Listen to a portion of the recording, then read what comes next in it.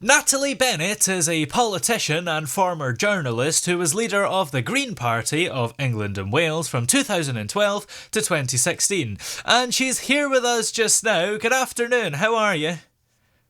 Good afternoon, Toby. Great and lovely to be with you. I hope you're well too. So, you woke up on New Year's Day in 2006 with an ambition to change the world. How's that going so far? I've had lots of spending, essentially dedicating myself from that point onwards to trying to do that has been fascinating, amazing. One of the great things about my role with the Green Party is all the brilliant people I've met, both within the Green Party and the broader Green movement up and down the country, who are making great things. So, I've been saying for best part of a decade now that the future of politics doesn't look like the past, and Hmm. things are going to change. And I think that's more evident than it was when I became Green Party leader in 2012, and certainly that it was in 2006. And what was it that actually prompted you to transition from working as a journalist into politics? Well, I'd always thought that I would get out of journalism at some stage. I'd Hmm. spent years in Bangkok working for the Bangkok Post, working for United Nations agencies. Before that, I'd worked in journalism in Australia, then finished up through the London papers, editor of the Guardian Weekly. And I was mostly doing international news through those years. Yeah. And I know that, year after year, story of famine, story of war, story of disaster after disaster, it wears people down. And I always thought that I'd go either the United Nations route or towards NGOs, the third sector, at some stage. The Green Party politics was not what I expected, but the underlying desire to change the news rather than report it certainly pointed in that direction. Yeah. And do you think your background in journalism influenced your perspective on certain issues? It gives me a sort of broad perspective as a journalist. I've covered every conceivable issue, and as a politician, I'm very much the same. So that makes me perhaps a Yeah. slightly unusual sort of politician. My first degree is agricultural science, and I can get very geeky about soils. I'm Hmm. very interested in food security. I'm very interested in antimicrobial resistance, for example, and broader issues around novel entities. So my background influences what I'm interested in, but also the journalism means that I have a background. I've written a story on practically any subject you can possibly imagine over the years, and that gives me a foundation to start on any subject in politics. Yeah, and generally in politics in this country, you have a health secretary who doesn't really have a background in health a lot of the time, and other secretaries like that. So, do you think that maybe you're an odd one out, being, or maybe it's common in the Green Party where you kind of have a background in it and know what you're talking about? Well, it's interesting. I was only commenting to someone the other day just how many women from a scientific background and a sort of STEM background that there are in the at high levels in the Green Party. Mm, Sian Berry, former co-leader, chemistry. Carla Denyer, current co-leader, is a wind turbine engineer. There's a lot of people in the Green Party in a scientific background.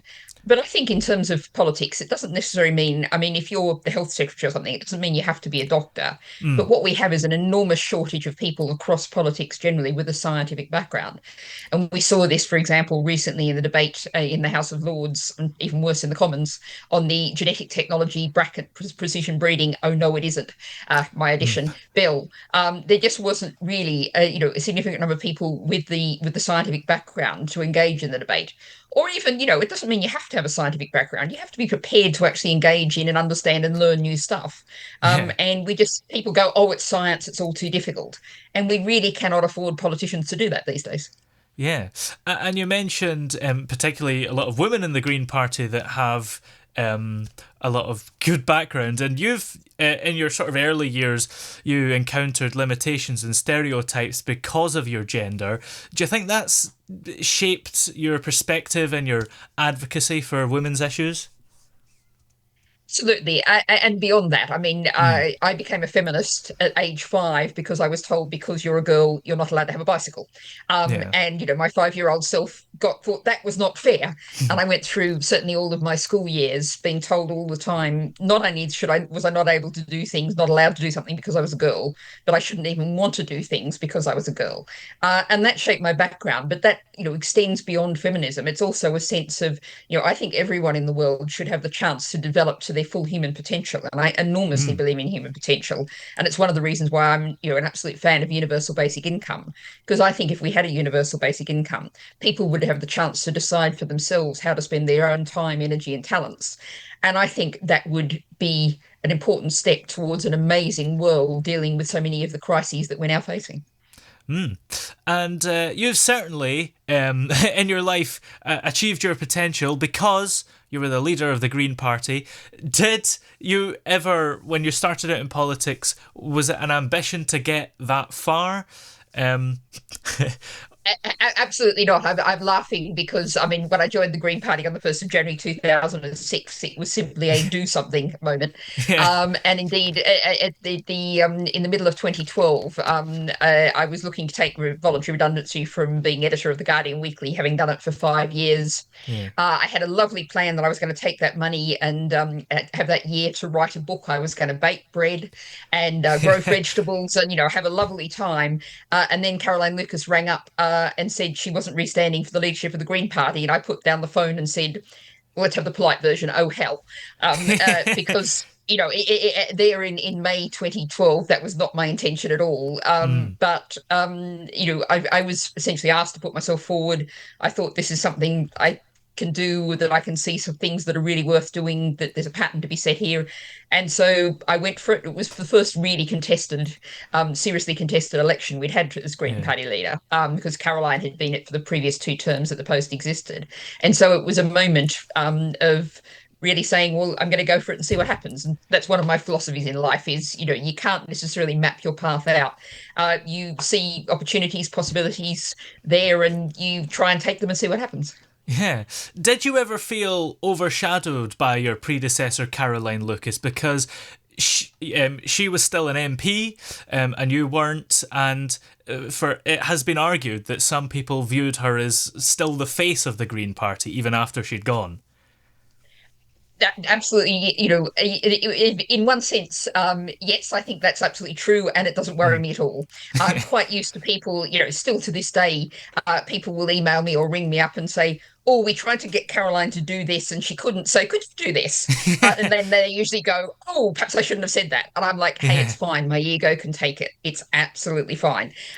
Caroline has, spent decades since she was elected as MEP in 1999, being one of the faces of the Green Party, perhaps the face of the Green Party. And of course, that is hugely important to us. But one of the things is, in the Green Party, we view leadership very differently. We don't think of Mm. it as a greasy pole that you clamber up to the top of and cling there until someone rips you off kicking and screaming. Leadership is, I have a saying that everyone in the Green Party is a leader, and I very much Mm. believe that to be the case. If you join the Green Party and try and create change in your community, in national policy area, whatever you're doing, everyone is a leader. And so we don't see leadership as a pyramid. We very much see it as a flat structure where everyone's leading us, in using their particular skills and talents in different kinds of ways. Yeah. And because you weren't an MP, did that make it easier to be the leader because you only really had one job? Exactly. And I think for the Green Party, particularly at that stage of development, that was a very logical position to be in, Mm. because I essentially spent most of those 4 years traveling the country, visiting local Green parties, working internally in the party, growing the party, supporting other people. And so I was never in those years focused on getting elected myself. I actually when I stood to be leader of the Green Party, I explicitly said I wasn't going to seek to get myself elected. I was seeking to get lots of other people elected. Yeah. And it took a little bit of time for that to come through. But if you look at our recent local council elections results, I think I can say that the foundations that we built in those years are now really bearing fruit. Yeah. And what do you think were some of your biggest achievements during your time as leader? I think if you want to look at one figure, one fact, one statistic, in the Yeah. 2015 general election, we got more votes than we got in every previous general election added together. And if we Wow. actually had a democratic electoral system, we would have had 25 MPs. That's 3.8% of the vote. That would have given us 25 MPs. That general election, the fact that we were there in the leader debates for the first time, it was a huge step up for the Green Party. There was the Green surge, huge Mm. numbers of people joined the Green Party, and I mean, in the last couple of years, lots of people who joined the Green Party in 2015 have now been elected as councillors. So it Wow. was a huge job of building, and so I was able to say, because the Green Party, the leadership, you have a 2-year term, and I chose not to restand after 2 terms, which is what Caroline had done before me. And Mm. I think that's setting out the model of saying you go in, you do a job, and then you go and do something else. And what I then went to, which didn't work out so well, was a ran for Sheffield Central in the 2017 general election. Mm. That general election came a bit early for us, so the timing just didn't quite work. But it's a case of not, leaving things in a stasis. We all have to grow and develop. That's something we kind of know from ecology, and I think there's lots of lessons for our society from ecology. Yeah, and there was a significant boost in party membership as well as votes. So, what do you attribute that success to? Think it was, and with I'm confident we're starting to see this, and we will see this again. Is Mm. people are seeing that the old parties, the old tired politics with their philosophies from the 19th century and earlier, really don't have the answers for where we are today. We're looking Mm. for something different. And if the Green Party, if you look at our philosophical basis, the Green Party philosophical basis has the foundations there for building a different kind of society, one that works for the common good, one that understands we've got enough resources on this planet for everyone to have a decent life if we just share them out fairly. So people are Yeah. looking for a new image of society, a new way forward, and that's what the Green Party's offering.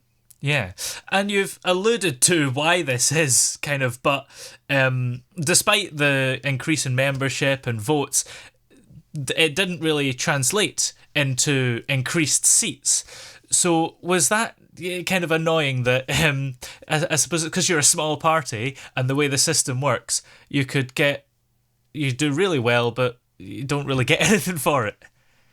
Annoying's one word for it, but Yeah. I'm not so focused in that impact of the impact on the Green Party. I think it's a huge measure of the Mm. lack of democracy in our society, and I would say that the result in the 2016 Brexit referendum entirely reflects people's frustration with the fact people wanted to take back control. That was the slogan that won the referendum for the Brexiteers, and people Yeah. feel like they're not in control of their own lives and their own communities. And they're not, because they can't elect the politicians who they actually want to elect. They don't have a representative parliament. Boris Johnson got 100% of the power in 2019 with 44% of support from the people who voted, around about 35% of eligible voters. Mm. And I've got a hashtag, no way to run a country. Yeah. What would you say to somebody who's thinking of voting for the Green Party? Maybe they agree with you 100%, but they think it might be a wasted vote because in most constituencies you're maybe going to come third or fourth.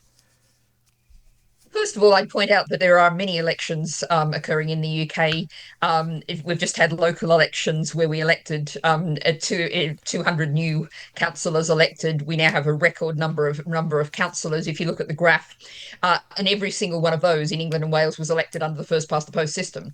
Mm. So of course we talk all the time about the need to give Britain a modern, democratic, functional constitution, but we don't have to wait for that. And Yeah. when we're talking about the next general election, whenever it might be, there's great potential in with Carla Denyer in Bristol, with Adrian Ramsey in Waveney Valley, with Ellie Chowns in North Herefordshire. And there's Mm. what I call an other seat. And I don't know which one that is.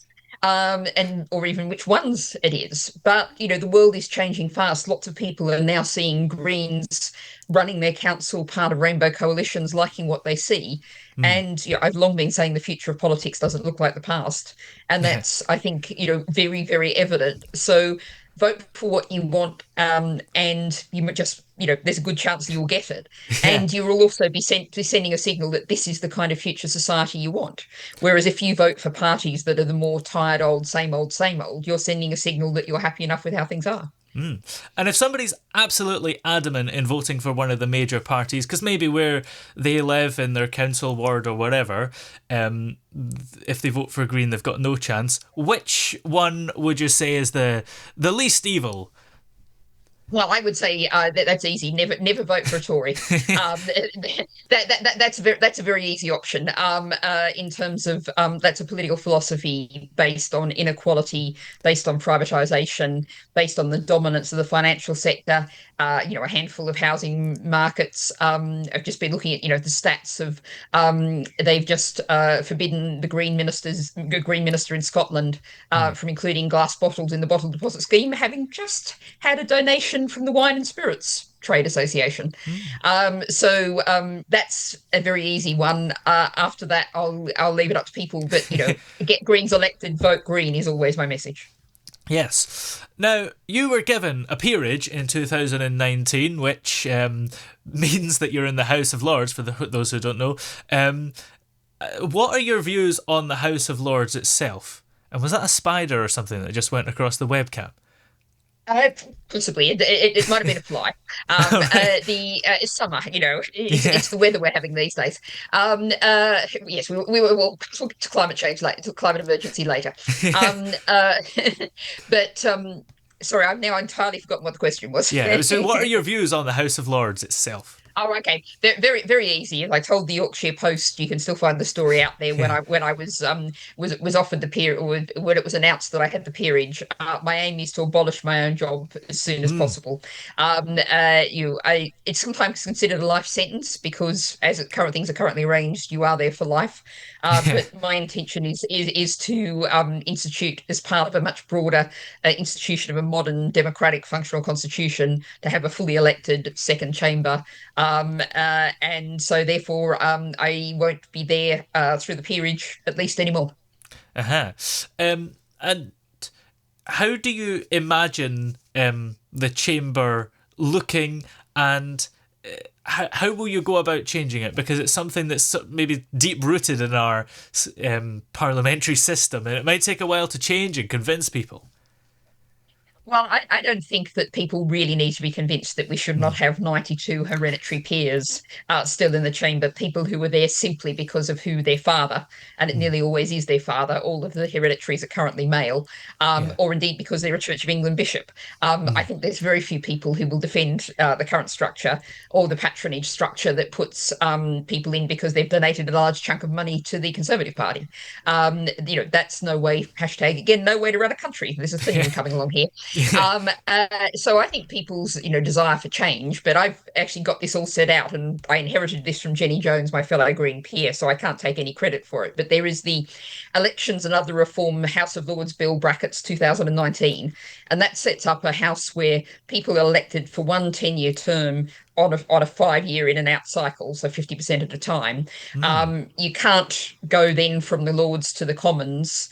You can't do a second term. So the idea is this is something you regard as a term of service, that you serve the nation, you go in and do that for 10 years, and then you go off and do something else. And it's also set up in a way to really encourage the crossbenchers, which are the good part of the House of Lords. That's the non-party people like John Bird, founder of the Big Issue, Sir Simon Woolley, Lord Woolley, Operation Black Vote founder, Deborah Bull used to be a ballet dancer.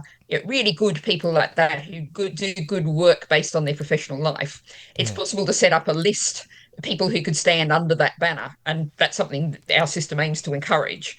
And I think one of the things people say, oh, would people vote for it? But if you look at Australia, for example, where they have an upper house that's elected through proportional representation, and people vote really differently to the Senate in Australia than they do for the lower house, because people are saying, right, this is a house of review. This is the kind of person I want checking things. And it's Mm, possible to set up a system where people can vote for that in that kind of way.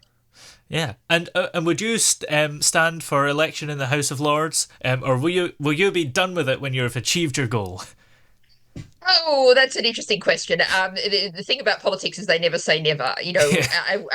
I sometimes say, when the first Green government comes in, that's when I'll retire and go off to write history books. Yeah. But that might not be true, so I might not be able to make myself do that.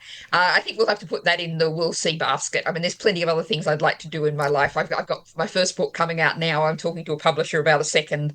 Mm, I wouldn't have any shortage of things to do, and it would still be doing politics, whether it would be in the House or not. Who knows? yes. Now you mentioned the climate crisis. So, if there was a Green government right now, and let's say you were the Prime Minister, what would you be doing?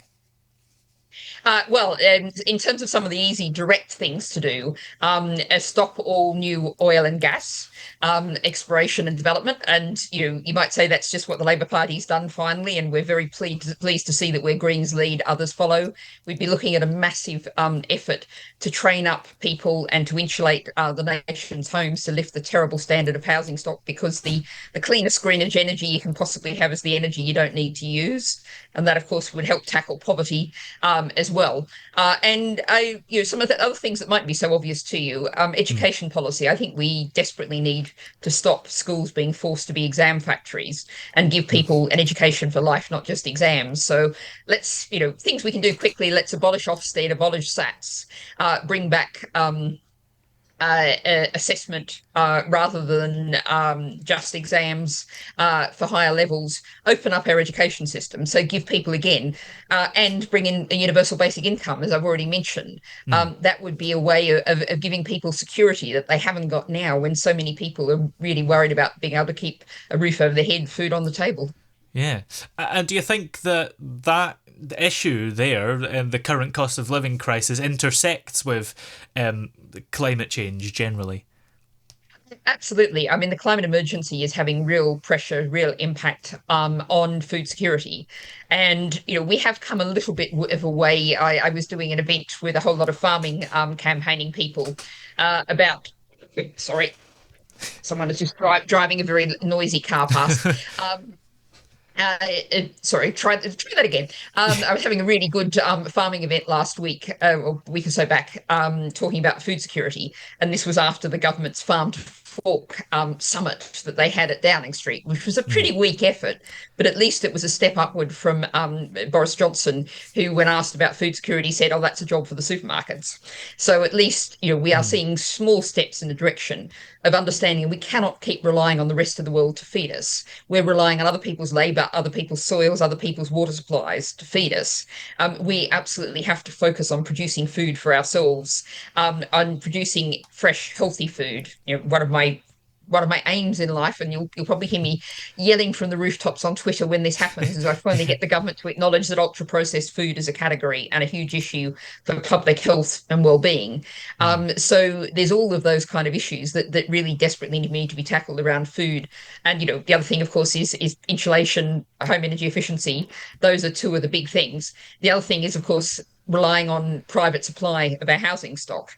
And that means we need to build vastly more genuinely affordable homes. And as something Sean Berry, one of our London Assembly members, has been focusing on, seeing how we getting housing, very often was public housing that was sold into the private sector, getting it back into the public sector. Yeah. Now, it seems a lot of people out there feel very strongly about these issues and have taken matters into their own hands, which we've seen some action from groups like Insulate Britain and Just Stop Oil. What do you think about their actions? Because it divides people, I think. I think the Green Party, in our philosophical basis, we say that acknowledge that non-violent direct action has always been necessary to achieve some of the big essential changes we've seen in the past. The suffragettes is the one that everyone always talks about, but I can Mm. point to a couple of more recent ones than that. Fracking. We have no fracking in the UK. There's bans in Scotland and Wales and a moratorium in England. That was, I stood at many an anti-fracking camp. I stood doing welfare support to people who'd chained themselves to the road and endured huge amounts of suffering to Mm. make the point to slow things down. And we have no fracking. In Sheffield, the tree controversy that some people might remember, when the council with a privatised contract was slashing down street trees, people put themselves on the line. And at the end of the day, we now have a wonderful street tree policy in Sheffield. The council worker doesn't so much as brush up against the tree without checking with the local community first. And Mm. that's the kind of thing that non-violent direct action can achieve. And, I think is frequently, sadly, necessary when the government refuses to listen both to the science and to public opinion. Now, do you disagree with any policies the Green Party have at the moment? It's interesting because it is actually a huge luxury that I can say no to that question. Yeah. I mean, to be honest, a few years ago, I would have had to say that I had some doubts about our policy on fluoridation of water because Mm, I'd absorbed the kind of general public view that, tackling tooth decay, particularly in deprived areas.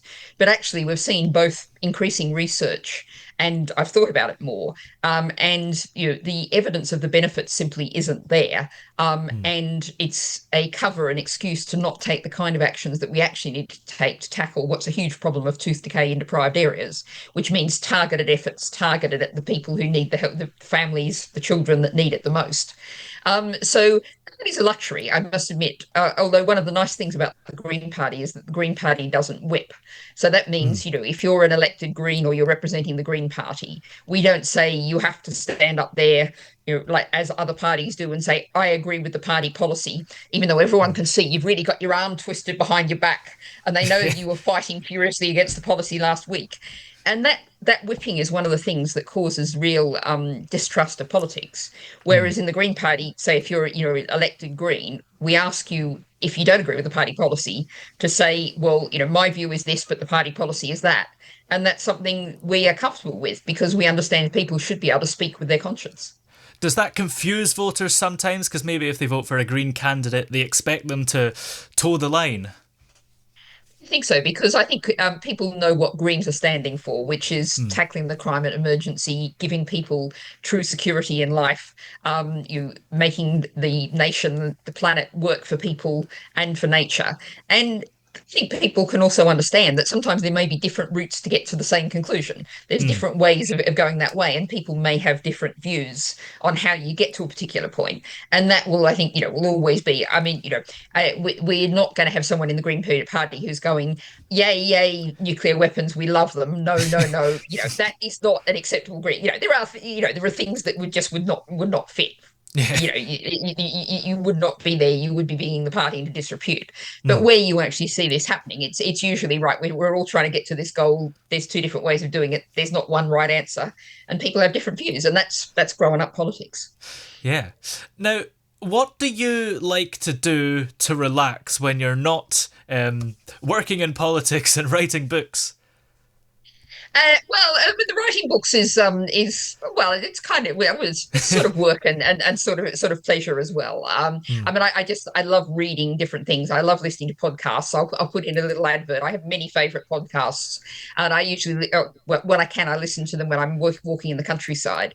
Mm. The New Books Network podcast, which is a whole range of authors of academic monographs of every subject you can possibly imagine under the sun, being interviewed for an hour about their book, which is almost like reading the book. And so Yeah. you can get information about all sorts of fascinating subjects. And there is a huge number of podcasts out there. And one of the things I love most is learning something I know absolutely nothing about, Yeah. and learning about it.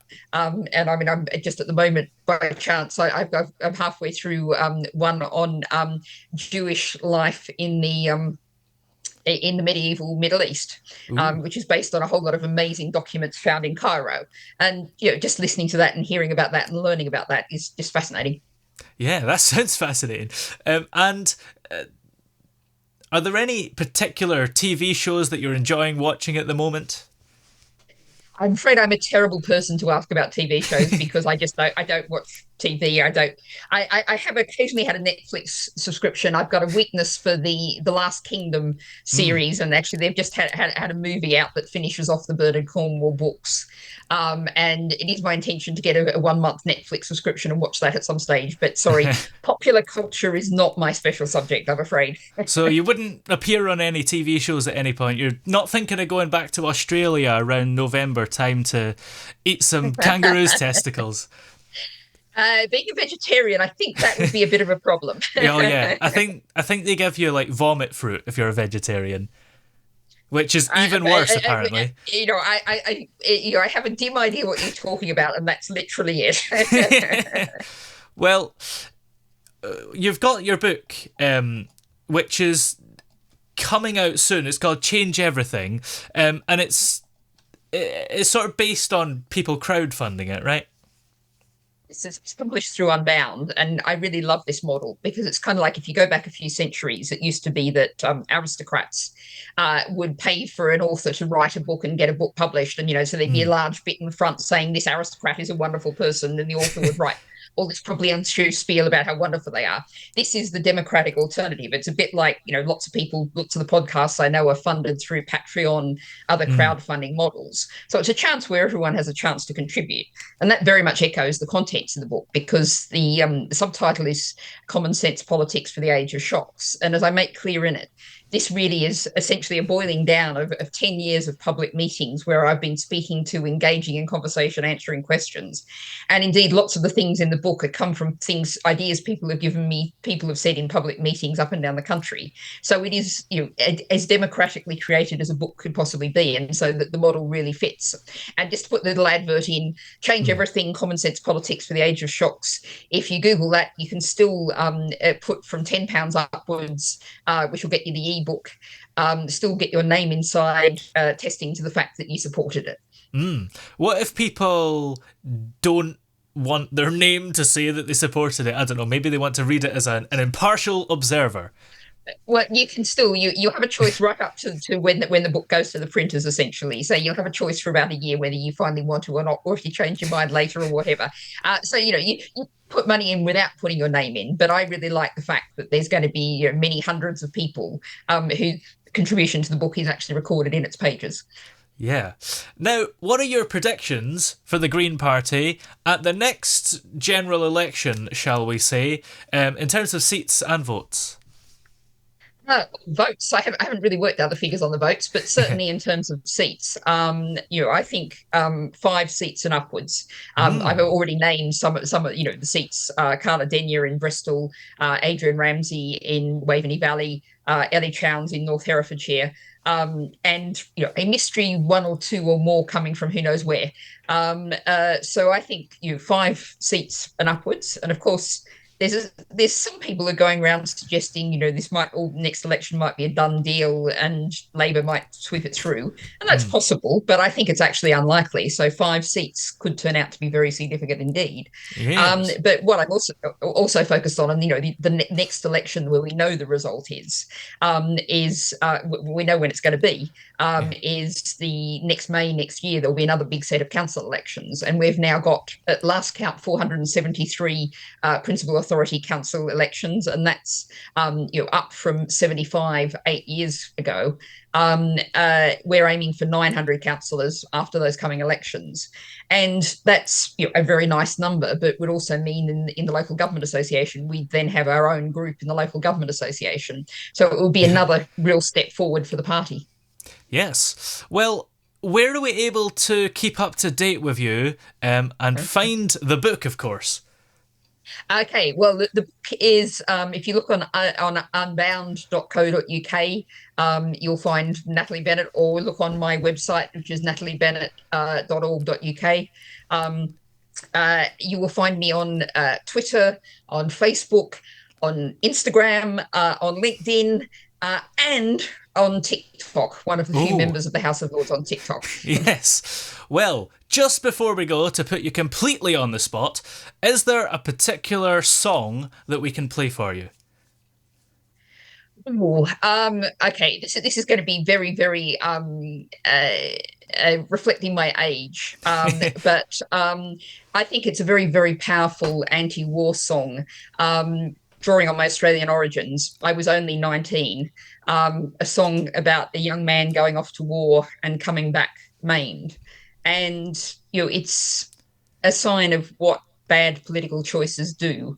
And I want to look forward and be hopeful, but we can look at the mistakes of the past and let's say never again. Let's not keep heading in this direction. Well, many thanks for joining us today. It's been great having you here. Great, lovely, really enjoyed our conversation. Thanks very much, Toby.